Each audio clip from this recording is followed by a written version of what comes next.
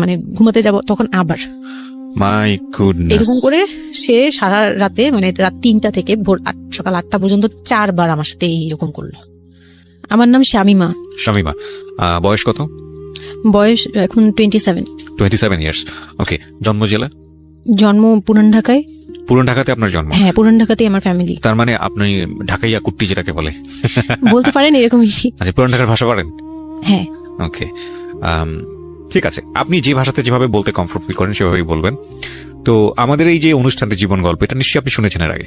হ্যাঁ, শুনেছি। ওকে, ঠিক আছে, তাহলে আপনার আইডিয়া আছে। জি বলুন, আপনি কি গল্প আজকে আমাদেরকে শোনাতে এসেছেন? আমি আমার ছোটবেলা থেকে মানে জন্ম থেকেই শুরু করতে চাচ্ছি। জি শিওর। আমি হচ্ছি আমার বাবা যিনি ছিলেন উনিও পুরান ঢাকার, আমার মাও পুরান ঢাকার। তো আমি যদি আমার গল্পটা বলতে চাই তাহলে আমার একদম জন্মের আগে মানে আমার বাবা আমার বিয়ে থেকে শুরু করতে চাচ্ছি। নিশ্চয়ই, নো প্রবলেম। তো আমার বাবা ছিলেন একজন ব্যবসায়ী পুরান ঢাকার। আচ্ছা। আর আমার মানে পাশাপাশি উনি হোমিওপ্যাথিক ডাক্তারও ছিলেন। ওকে। তো খুব ভালো একজন মানুষ ছিলেন। আর আমার আম্মু ছিলেন জমিদার, মানে জমিদার টাইপের, পুরান ঢাকায় লাইক জমিদার যেরকম থাকে আর কি, জমিদার বাড়ির মেয়ে ছিলেন। মানে পুরান এমন কি ছিল যে আগের পিতামহ বা প্রপিতামহ যেটাকে বলি জমিদার ছিল, এরকম এরকম মানে আমার নানাই ছিলেন জমিদার। ওই এলাকার সব বিচারশালী শুনি করতেন, প্রভাবশালী খুব। তো ওই দিক থেকে আমার বাবা তো বিয়ের প্রস্তাব দেয়নি, মানে ফ্যামিলি থেকেই। আমার বাবার আবার একটা বিয়ে করেছিলেন আরো 8 বছর আগে আমার আম্মুকে বিয়ে করার, ওটা ছিল লাভ ম্যারেজ। তো আব্বু আর ওই বড় আম্মু একসাথে পড়াশোনা করতেন, ওই দিক থেকে দুইজন পরিচয় হয়ে বিয়ে হয়েছিল। কিন্তু 1.5 বছর পরে আমার ওই বড় আম্মু মারা যায়, অসুস্থ হয়ে মারা যান। তারপরে আমার আব্বু আর বিয়ে করবেন না এরকম বলেছিলেন যে আর বিয়ে করবো না। তারপর প্রায় 8 বছর পরে আমার দাদু আর ফুপ্পিরা মিলে মানে আমার আম্মুকে চুজ করে তারপর বউ করে নিয়ে আসেন। তো আমার আম্মু খুব অসুস্থ থাকতেন প্রায়, আমার আম্মু একটু ফিজিক্যালি একটু দুর্বল। তো ওইখান থেকে আমার আম্মুর বিয়ের প্রায় 2-3 বছর পরে আমার একটা বোন হয়। সেই বোনটা মারা যায় 6 মাসের মাথায়, আমার বোনটা মারা যায়। বোনটা মারা যাওয়ার পরে আমার আরেকটা কথা আমি এখানে ভুলে গেছি, যে আমার যে ফার্স্ট মা ছিলেন মানে বড় মা, আমার আব্বুর যে রিলেশন ছিল, ওইখানে একটা মেয়ে হয়েছিল। ওই মেয়েটার প্রায় 6 মাসের মাথায় মানে পেট খারাপ করে অসুস্থ হয়ে মারা যায়। তো তার পরপরই আমার বড় মাও মারা যায়। তো ওইখানে হচ্ছে আমার ওই বাচ্চাটা ছিল মেয়ে বাচ্চা। হ্যাঁ, তো ওর পরে আমার আব্বু 8 বছর পর বিয়ে করে, তারপর আমার মার একটা মেয়ে হয়। ওই মেয়েটাও মানে ওই মেয়েটা হচ্ছে জন্মের সময় মারা যায়, আর ওই ফার্স্ট একটা হচ্ছে 6 মাস পর মারা যায়। তো এই মেয়েটা হচ্ছে জন্মের সময় মারা যায়। তারপর তার 5 বছর পর আমার ভাইয়া হয়, আমার ভাইয়া আসে। তারপর আমার আম্মুকে বলা হয়েছিল যে আপনার হয়তো অপারেশন করতে হবে, কারণ আপনি আর কনসেপ্ট করতে পারবেন না, খুব অসুস্থ ছিল আম্মু। দুইটাই সিজার ছিল, তো ওই সময়টাতে আর কি সিজার বেশি করা যেত না, তাহলে রিস্ক মানে লাইফে একটা রিস্ক থাকে। তো ওই দিক থেকে আমার আম্মুকে বলা হয়েছিল যে আপনার হয়তো বা ইউট্রাসের অপারেশন করতে হবে। তো আমার আম্মু তখন বলেছিল যে না, আমার একটা মেয়ে দরকার, খুব অসুস্থ অবস্থায় বলেছিল আমার একটা মেয়ে দরকার, মানে আমার যদি একটা মেয়ে থাকতো খুব ভালো।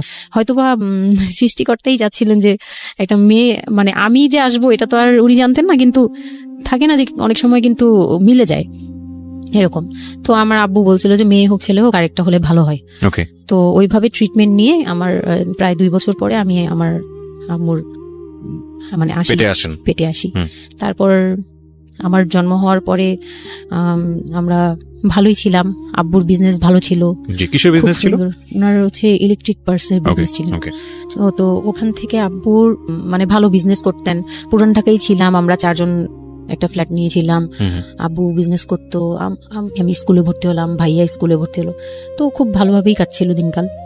তো একটা পর্যায়ে যে আমার যখন 10-11 বছর, তখন হচ্ছে আমার আব্বুর বিজনেস একটু প্রবলেম হয়, একটু না ভালোই প্রবলেম হয়, মানে একজন খুব বড় ধরনের একটা লস সে ফেলে দেন। তো আমি এটা বলতে চাচ্ছি না। তো যাই হোক, খুব বড় একটা ট্র্যাজেডি, মানে আমার লাইফে সবচেয়ে বড় ধাক্কাটা আমি ওখানেই পাই, যে আমার আব্বু এরকম একটা পার্সন ছিল। আব্বু সবসময় বলতো যেটা, যে আমার এই মেয়েটা হচ্ছে, আমি দেখতে নাকি সেই প্রথম যে আব্বুর বেবিটা ছিল না, মেয়েটা যেটা 6 মাসের মাথায় মারা গেল, আব্বু তাকে খুব ভালোবাসতো। আমি নাকি দেখতে সেম ওরকম হয়েছি, শুধু আমি কালো, ওই মেয়েটা ফর্সা ছিল। তো আমি যখন জন্ম হই তখন আব্বু নাকি আমার ফেস দেখেই কান্না করে দেয় যে এটা আমার বড় মেয়েটা যে ছিল তার মতো হয়েছে। তার মানে ও সেই, মানে আব্বুর ধারণা ছিল যে সেই আসছে, এরকম কিছু। তা আব্বু আমাকে অনেক আদর করতো, মানে অন্য বাবারাও আদর করে সব মেয়েদেরই, কিন্তু আব্বুর ভালোবাসাটা কেন জানি একদম ডিফারেন্ট ছিল, অনেক বেশি ভালোবাসতেন, অনেক। বলার মতো না। সারাক্ষণ টেক কেয়ার, সারাক্ষণ, রাত নাই দিন নাই, সব সময়। আমার রাতে খুব বদভ্যাস ছিল, আমি রাত জাগতাম প্রচুর। প্রতি রাতেই আব্বু আমাকে হেঁটে হেঁটে ঘুম পাড়াতো কোলে নিয়ে। প্রায় 10 বছর 11 বছর পর্যন্ত আব্বু আমাকে কোলে নিয়ে ঘুম পাড়াতো, অনেক আদর করতো। আর যখন যেটা, তখন তো ছোট ছিলাম, যখন যেটা বলতাম আব্বু এখন এটা লাগবে, রাত দিন তো বুঝতাম না, আব্বু ওই সময় বের হয়ে যেত, মানে খুঁজতে বের হয়ে যেত কোথায় পাই এটা। আমার মেয়ে বলছে। তো ভাইয়ার সাথে খুব একটা এরকম হয় নাই, আমার সাথে বেশি হতো। তো ভাইয়া এটা নিয়ে একটু জেলাসও করতো, আর সাধারণতই কিন্তু মানে ভাই বোনের মধ্যে এটা থাকে, তো আমাদের মধ্যেও এরকম ছিল। তো আব্বু যখন বিজনেস লস হলো তখন খুব বেশি মানে আব্বু ভেঙে পড়লো। আমরাও মোটামুটি, আমি তো আর বুঝি না, কিন্তু আমি তখন বুঝতাম যে আমার কিছু একটা কমতে যাচ্ছে, মানে কমতি হচ্ছে আমার। কারণ সবকিছু চাওয়ার পরপরই পাওয়া আর একটু লেট করে পাওয়া, এগুলো নিয়ে একটু মেন্টালি এতে পড়ে গেলাম। তো আব্বু বুঝতে দিত না, শুধু আম্মুকে বলতো যে ওদের বুঝতে দিবেন। আম্মু আমাদের বুঝতে দেয়নি কখনো, এরকম ভাবে করেনি। কিন্তু একটা সময় দেখলাম কি আব্বু বাসা চেঞ্জ করছে, ছোট বাসা নিচ্ছে, মানে এগুলো খুব ব্রেনে গিয়ে লাগলো যে ছোট বাসা কেন, আর এরকম কেন হচ্ছে। আব্বু আস্তে আস্তে ব্যবসা গোটাচ্ছে, নতুন কিছু করার চিন্তা করছে, মানে এগুলো নিয়ে আমিও খুব ডিপ্রেসড হয়ে গেলাম। তখন আমি ক্লাস 6-এ 7-এ পড়ি, এরকম হবে 7 থেকে 8-এ উঠবো এরকম। তো আব্বু সবকিছু গুটিয়ে চলে যাচ্ছিল ওনার এলাকায়, মানে দয়াগঞ্জের ওই সাইডে, মানে আমার দাদির এলাকা যে সাইডটা, ওই সাইডটাতে চলে যাচ্ছে। বলছে আমি ওখানে বিজনেস করবো, ওখানে একটু মানে রুম রেন্টও কম, আমি ওখানেই চলে যাব। আর আব্বুর যে ফ্ল্যাট একটা কিনেছিল, আব্বু এর মাঝখানে একটা ফ্ল্যাট কিনেছিল কিস্তিতে, তো ওইটাও সেল করে দেয়, সেল করে বিজনেসে ওইটাও ইনভেস্ট করে। এটা একটা বোকামি করে আমার আব্বু। যাই হোক, উনিও বুঝতে পারে নাই। তো ওখানে যাওয়ার পরে সেখান থেকে আব্বু আর কিছু করতেই পারলো না। আর আমাকে করলো কি, ওই সাইডটা একটু মানে রাফ এলাকা, তো যে এলাকায় আব্বুরা মানে ওখানে গেল একটু অন্য ধরনের, মানে একটু ইফটিজিং বেশি হয়, এইসব প্রবলেম ফেস করতে হয়। আব্বু তো আমাকে বাসা থেকে বের হতে দিত না, আর ওই সময় আমাকে বোরকা পরাতো। তখন 10-11 বছর বয়স, কিন্তু ওই সময় আমাকে বোরকা পরাতো। তো ওই দিক থেকে চিন্তা করেছে যে এখান থেকে স্কুল চেঞ্জ করতে হবে, 8-এ উঠে যাচ্ছে মেয়েটা, তো এখান থেকে স্কুল না চেঞ্জ করে ওর মামার বাসায় থাকুক, আমার ছোট মামার বাসায় আর কি। আমরা তো নানু বাড়ি তো আমার ওখানেই, বংশাল সাইডে আর কি।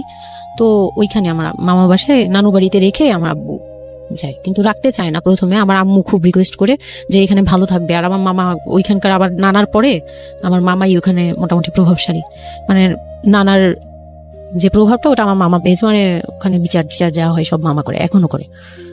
তো ছোট মামার বাসায় গেলাম, মামি আমাকে খুব আদর করতেন, মামি আমাকে অনেক স্নেহ করেন, সত্যি কথা এখনো অনেক স্নেহ করেন, কিন্তু আমার যাওয়া হয় না, ওটা আমি পরে বলছি। তো ওখানে ছিলাম, মামার বাসায় গেলাম। খালার ছেলে, বড় ছেলে, হ্যাঁ, উনি হচ্ছে আমার মানে মামার বাসায় আসছে হঠাৎ করে। আমি জানতাম না যে কেন আসছে, মাঝে মাঝে দেখা হলে সালাম নিতাম। কি নাম ওনার? ওনার নাম রিপন। ওকে। তো উনি হচ্ছে আমার মামার বাসায় আসছে। আপনার খালাতো ভাই? খালাতো ভাই, উনি আমার খালাতো ভাই। উনি আসছে তো অনেকদিন পর আর কি আসছে। আমি তখন 9-এ পড়ি, পহেলা বৈশাখ ছিল, আমি 8 থেকে 9-এ উঠে গেছি পহেলা বৈশাখ। তো ওই সময়টাতে তাকে দেখলাম যে সে আমাদের বাসায়, রিপন। হ্যাঁ। তো আমি সালাম দিলাম, ভাইয়া কেমন আছেন, কারণ উনি আমাদের অনেক সিনিয়র। আপনি তখন ক্লাস 9-এ পড়েন? হ্যাঁ, 8 থেকে 9 আর কি। 8 থেকে 9, ওকে। হ্যাঁ। তো ওই সময় আমি দেখে বললাম, ভাইয়া কেমন আছেন, চা খাবেন? তো আমার মামা বললো, হ্যাঁ চা বানিয়ে নিয়ে আসো। তো আমি গিয়ে পরে শুনি যে আমার মামাতো ভাই আমাকে বলতেছে যে আমার মামাতো ভাই আবার আমার একদম মানে আপন ভাইয়ের চেয়েও বেশি বলবো, কারণ ওর সাথে আমি সবকিছু, মানে ও আর আমি একসাথে বড় হয়েছি, কখনো মনে হয়নি যে এটা আমার মামাতো ভাই, নিজের ভাই মনে হতো। তো আমার বলতেছে যে তুই তো এখন আন্টি হয়ে যাবি, মানে দুষ্টুমি করতেছে যে তুই তো এখন বড় ভাবি হয়ে যাবি, হ্যাঁ তেন। আমি বলি কেন? বলে রিপন ভাই না তোরে বিয়ে করতে চাই। তো আমি খুব হেসে দিলাম, মানে আমি বলতেছি যে দুষ্টামি করতেছে, এরকম ভাবছিলাম যে মনে হয় ফান করছে। আমি ওর সাথে আবার কতক্ষণ চিল্লাচিল্লি, যাই উল্টাপাল্টা কথা বলিস কেন এই সেই। তো এগুলা নিয়ে ওরা সবাই মিলে আমার সাথে বলতেছে, বলে কি কেমন কথা বলো। উনি বয়সে কত বড় ছিল আপনার থেকে? আমার তখন 13, আর উনার তখন ধরেন 37। 24 বছরের বড় না আপনার? না, 24 বলতে এখানে, হ্যাঁ 24 বছরই তো বড়, তাই তো? ও মাই গড, ওকে। তো উনি তখন, আমি ভাবতেই পারিনি যে এই লোকটার সাথে আমার বিয়ে দিবে সবাই। ও বললে তো এটা পাগলামি মনে করার কথা, এটা একটা পাগলামি, এটা কেমন কথা যে উনি যদি মানে লিগেল বয়সে বিয়ে করতে হয়তো আমার সমান একটা বিয়ে। আমি না ভাবতেই পারিনি তখন। তারপরেও না আমি চুপ হয়ে গেছি, আমি এই ব্যাপারে ডিসিশন দেওয়ার মতো বয়স আমার ছিল না, জ্ঞানও ছিল না। তো হুট করে আমার মামি আমাকে জিজ্ঞেস করারও প্রয়োজন বোধ করেনি বা জানানোরও প্রয়োজন, কি কারণে জানি না, তবে ওনারাই ডিসিশন নিয়ে বললো যে আমার আব্বু আম্মুকে জানালো আমার মেজো খালা যে মানে আমার আম্মুর ইমিডিয়েট বড় যে উনাকে আমার আব্বু আম্মুর কাছে পাঠায়। আর আমার আব্বু আম্মু তখন থাকে হচ্ছে তারই আমার এক ফুপির বাসায় বাসা ভাড়া নিয়ে থাকে আর কি। তো ফুপির বাসায় থাকে, ফুপির নিজের বাসা, তো ওখানে থাকে। তো আব্বুর কাছে পাঠায়, তখন আমিও যাই ওই বাসায়। তো আমি তো আর জানি না এই কথা বলতে আসবে। আমি আবার ভাইয়ার সাথে বসে বসে গল্প করতে থাকি, ভাইয়া ছিল, ফুফাতো বোন ছিল, আমরা একসাথে গল্প করতে থাকি। তো হঠাৎ করে শুনি যে একটু মানে আমার খালা খুব জোরে সোরে বলতেছে, মানে চিল্লাচিল্লি করে বলতেছে যে যদি এই বিয়ে না হয় তাহলে আমাদের সাথে তোদের কোনো কন্ট্যাক্ট নেই, আজকে থেকেই বন্ধ। আচ্ছা, হ্যাঁ, এই বিয়ে হতেই হবে। কেন হতে হবে? আমার আব্বু বলছে কেন হতে হবে, আমার মেয়ে তো অনেক ছোট, ও তো এই সংসারের ভার নিতে পারবে না, বলো ওগুলো আমরা দেখবো, ওরে আমরা বাচ্চার মতো পারলো। মানে উনি বলতেছে আমি দায়ভার নিলাম, আমি সবকিছু নিলাম, এইভাবে বলতেছে আমি সবকিছু দেখবো, এগুলা নিয়ে কোনো টেনশনের কিছু নাই, নিজেদের মানুষ, এর চেয়ে ভালো কোনো অফার কোনোদিন পাবা না, মানে এর চেয়ে ভালো কোনো প্রস্তাব আসবে না, এই না সেই না সেই অনেক কিছু বলতেছে। আব্বু মুখে কনভিন্স করতেছে যে এইটা যদি তোমরা হাতছাড়া করো তাহলে আর কখনো মেয়ের জন্য ভালো কিছু পাবা না, আর আমাদের সাপোর্ট জীবনও পাবা না, তোমাদের একটা সাইড পুরো বন্ধ হয়ে যাবে, মানে আমরা আমাদের সাথে তোমাদের একদম রিলেশন শেষ, তোমাদের মেয়ে এখনই রেখে যাবো, তোমরা কি করবা করো। তো আমার আব্বু ওই দিক থেকে একটু দুর্বল ছিল। পরে আমি এটা শুনে কান্না করে দিছি, মানে সাথে সাথে কান্না করে দিছি। তো আমার ভাইয়াও বুঝছে, আমাকে নিয়ে ছাদে চলে গেছে। আমার ফুফাতো বোন, ভাইয়ার এক খুব ক্লোজ ফ্রেন্ড ছিল, ছোটবেলার বন্ধু, সেও আমাকে খুব আদর করতো বোনের মতো, সেও গেল উপরে, বলতেছে আপু তুই কান্না করিস না, আমরা দেখতেছি কি করা যায়। তো আমার ভাইয়া বলতেছে, বলে কি আমি ওরে নিয়ে কোথাও পালিয়ে যাই, আমার মনে হচ্ছে যে আমি ওকে নিয়ে এখন কোথাও পালিয়ে যাই, যে রিপন ভাই এটা কিভাবে পারে, কিভাবে এটা বলতে পারে যে বিয়ে করবে ওকে। তো আমি খুব কান্নাকাটি করছিলাম। আমার খালা চলে গেল, খালা চলে যাওয়ার পরে আমার ভাইয়া আব্বুকে যে কি বলছে জানি না, আব্বু আবার ছাদে আসছে, আমি কান্না করতেই আসি, মানে তখন কন্টিনিউ কান্না করতেছি। তো আমার আব্বু ছাদে এসে যেটা বললো, যে আমার আব্বু তখন বললো যে বলে আমি তোমাকে নিয়ে মানে বনে চলে যাব দরকার পড়লে, কিন্তু আমি ওর কাছে তোমাকে দিব। তো আমি দেখলাম যে আব্বু ফিজিক্যালি, মেন্টালি, আর্থিকভাবে সব দিক থেকে দুর্বল, এখন আমাকে নিয়ে যদি বের হয় সে পারবে না, এটুকু বুঝলাম, তার দ্বারা সম্ভব না এটা। পরে আমাকে বললো যে তুমি যদি রাজি থাকো তাহলে আমার কোনো আপত্তি না, যদি তুমি বলো যে না আব্বু আমি রাজি না, তুমি শুধু একবার বললো, তাহলে আমি তোমাকে নিয়ে বের হয়ে যাবো, আমরা বাবা মেয়ে কই থাকবো কেউ জানার দরকার নেই। আপনার মার কি ভূমিকা ছিল এই সময়? আমার মা তখন বলতেছে যে দিবে, আমার মা ইচ্ছা ছিল যে দিবে, কারণ আমার মা তখন এই জিনিসটা বুঝে না, মানে আমার মা এমনিতেও অনেক সহজ সরল, সত্যি কথা বলতে ওনার দোষ না এটা, সেইটা বুঝতো না যে এই যে ডিস্টেন্সে বিয়ে দিলে এই বিয়েগুলো টিকে না, বা 24 বছর বয়সের ডিফারেন্স, এগুলো নোট করবেন, এবং খুব ইম্পর্টেন্ট, আসলে খুব ইম্পর্টেন্ট, কারণ বয়সের গ্যাপটা না ঠিক আছে, কিছু কিছু মানুষের জীবনে যে ব্যতিক্রম ঘটে না তা কিন্তু না, কিন্তু এই ব্যতিক্রমটা যদি আমরা উদাহরণ হিসেবে নিয়ে সবার উপর চাপিয়ে দেওয়ার চেষ্টা করি তাহলে কিন্তু সেটা সম্ভব নয়। ঠিক আছে, একটু খেয়াল করবেন, 24 বছরের ডিফারেন্স হচ্ছে ও এবং ওর খালাতো ভাই রিপনের মধ্যে। ও যখন 13 বছর তখন ওর খালাতো ভাই হচ্ছে 37। So it's a huge gap. সাধারণত বলা হয়ে থাকে 4-5 বছরের গ্যাপ ইজ ওকে, কিন্তু এর থেকে বেশি না হওয়াটাই বেটার। সেক্ষেত্রে 24 বছর, কোথায় 4-5 বছর আর কোথায় 24 বছর। হ্যাঁ, দেন হচ্ছে ওই বিয়েটা, মানে আপনি কি বললেন, এখন তো সিদ্ধান্ত আসলে আপনার জায়গায় ছিল। সিদ্ধান্ত আমার জায়গায় বলতে আমি তখন 13 বছর বয়স, তো মানে আমি তখন প্রেমও করিনি একটাও, মানে একটা এজ থাকে কিন্তু সবকিছুরই, মানে তখন দেখতাম যে আশপাশে মানে যারা কলেজে পড়ে, আমার একটা টার্গেট ছিল যে আমিও একদিন কলেজে পড়বো, আমার অনেক ফ্রেন্ড সার্কেল থাকবে, হয়তো আমার ভালো একটা রিলেশন থাকবে, বা বিয়ে হবে, এরকম সবারই একটা ইয়ে থাকে। কিন্তু ওই বয়সটাতে আমার ওইটুকু যাওয়ারও মানে ওই চিন্তাতে আমি যাইনি তখনও, যে আমি একটা রিলেশন করবো আর ওই জায়গায় বিয়ে। তো আমি আমার আব্বুকে মনে প্রাণে বিশ্বাস করতাম, তো আব্বুর উপরে ছেড়ে দিলাম। আব্বুকে আর ভাইয়াকে বললাম, যে দুইজন সামনে ছিল, আমাকে বারবার জিজ্ঞেস করতেছে তুমি যদি ইয়েস বলো ইয়েস, তুমি যদি না বলো তাহলে আমি তোমাকে নিয়ে বেরিয়ে যাবো। আমার ভাইয়াও বলতেছে বলে আমিও আপনার সাথে যাবো। তো আমি দেখতেছি আব্বু এমনিতেই 1 থেকে 1.5 বছর বা 2 বছর ধরে এরকম সার্ভাইভ করতেছে, মানে নিজে যুদ্ধ করে পারতেছে না, কাজকর্ম সবকিছু বন্ধ হয়ে গেছে, মানে বিজনেস টিজনেস সব গুটিয়ে ফেলছে। তারপর উনি যে এখন নিজে চলবে ওইটাই চলতে পারতেছে না, মানে খুব কষ্ট হচ্ছে। আমার মতো মানে আমাকে যেখানে উনি একটা রাত 24 ঘন্টা একবার হলো আমাকে দেখতে হতো, ওই জায়গায় আমার মামার বাসায় ফেলে রাখছে, প্রতিদিন হেঁটে যেত, দেখে আসতো, একবার হলেও দেখে আসতো, মানে এরকম কষ্টগুলো করছে।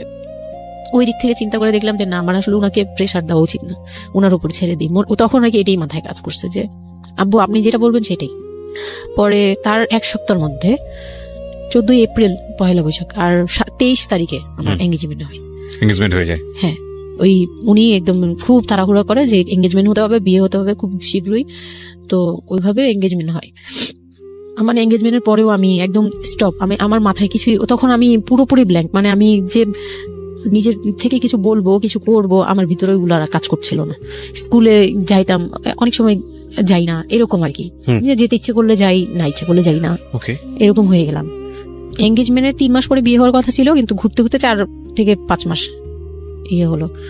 তো 2004-এ 4 থেকে 5 মাসের মধ্যে সে আমার সাথে অনেকবার দেখা করতে চাইছে, কেউ দেখা করতে দেয়নি, কারণ আমার ফ্যামিলি খুব রেস্ট্রিক্টেড ছিল এইসব ব্যাপারে, কেউ দেখা করতে দেয়নি। আর আমিও ভয় পেতাম, তো আমি খুবই ভয় পেতাম, উনাকে অনেক ভয় পেতাম, সোজা কথা আমি উনাকে খুব ভয় পেতাম। তো এর মাঝখানে এক ভাবি, আমার নানু বাড়িতে ছিলাম, তো মানে মামার বাড়ি, আমার মামার নিজের বিল্ডিং হচ্ছে একটা, আর নানু বাড়ি পুরোনোটা, যেটা পুরোনো বাড়ি, ওখানে তো আমার সব জয়েন্ট ফ্যামিলি, মানে আমার অন্য মামারা এবং মামাতো ভাইয়ের বউরা সবাই একসাথে থাকে। তো আমার এক মামাতো ভাইয়ের বউ তাকে খুব রিকোয়েস্ট করছে যে ভাবি আপনি ওকে একটু ডেকে দেন, কথা বলবো। তো আমার মামাতো ভাইয়ের বউ মনে করছে যে সে তো তাদের তো বিয়ে হচ্ছে, তো সমস্যা কি, ডেকে দিই। তো আমাকে আর বলে নেই। প্রথম একবার আমাকে বলছিল যে দেখা করে দিবে, তখন আমি বলছি না, আমি যাবো না, আমি দেখা করবো না, আমার খুব ভয় লাগতো। তখন আমার বিয়ের মনে হয় 1.5-2 মাস আগের কথা এটা। তো আমার মামাতো ভাইয়ের বউ আমাকে ডাকছে যে কিছু একটা বলে, মানে জামা বানানো বা সামহাও এরকম কিছু একটা, অনেক বছর আগে, তো ভুলেও গেছি যে কি একটা কারণে আমাকে ডাকছে সে। তো আমি গেলাম, একদম মনের অজান্তেই গেলাম। গিয়ে পরে রুমে গেছি, পরেই দেখি হইলো মানে বসে আছে। তো বসে আছে দেখে না আমার একদম খুব একটা আঘাত লাগলো যে এই ভাবি আমাকে এইভাবে নিয়ে আসলো। আর ভাবি তো মজা করে, মানে ওনারও দোষ না, উনি ভাবতেছে যে নতুন বিয়ে হবে, ওদেরকে একসাথে করিয়ে এসে। তো উনি বললো কি আচ্ছা তোরা বস, আমি চা নিয়ে আসি, এরকম বলে উঠে গেল না। আমার আরো ভয় লেগে গেছে। আর তখন আমি গিয়ে দেখতে পারলাম যে ওই লোকটার আচরণ খুবই খারাপ। মানে আমার কাছে তখন মনে হয়েছে যে কেন মনে হলো এটা, কেন মনে হলো, হুট করে ভাবি যখন গেল, সে সাথে সাথে আমার পাশে এসে বসছে এবং আমাকে মানে খুব মানে নোংরা ভাবে টাচ করতেছে। তখন আমার বয়স খুব ছোট, তো স্বাভাবিক না এটা আমার কাছে ভালো না লাগার কথাই, কারণ আমি তাকে বড় ভাই জানি। এক্স্যাক্টলি, মানে কয়দিন আগেও তো সালাম কালাম দিয়ে দূরে থেকে কথা বলতাম, হ্যাঁ বড় ভাইয়া বলতাম, সবাই মানে তাকে বড় ভাইয়াটাকে আমিও বড় ভাইয়া ডাকতাম ওই ইয়ে থেকে। আর সেই লোকটা এসে আমাকে মানে খুব অপ্রীতিকর ভাবে জড়িয়ে ধরতেছে, তারপর জড়াজড়ি করতেছে, মানে খুব ঘেন্না লেগে গেল। আমি খুব জোরাজোরি করে আমি বললাম আমি এখন চিল্লাচিল্লি করবো, মানে তখন আমার খুব খারাপ লাগতেছিল, তখন বললাম আমি চিল্লাচিল্লি করবো বলে আমি একটু জোরে বলছি। পরে উনি আমাকে ছেড়ে দিয়েছে, আমি এমন দূর দিয়েছি একবারে সরাসরি মানে মামার বাসায় চলে গেছে, আর আসিনি।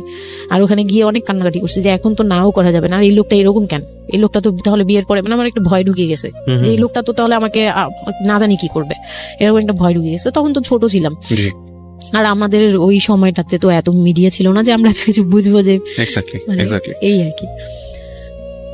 তো ওখানে তারপর 1.5 থেকে 2 মাস পরে বিয়ে হলো। এর মাঝখানে অনেকবার ফোন টোন করতো, ইয়ে করতো, আমি রেসপন্স করতাম না।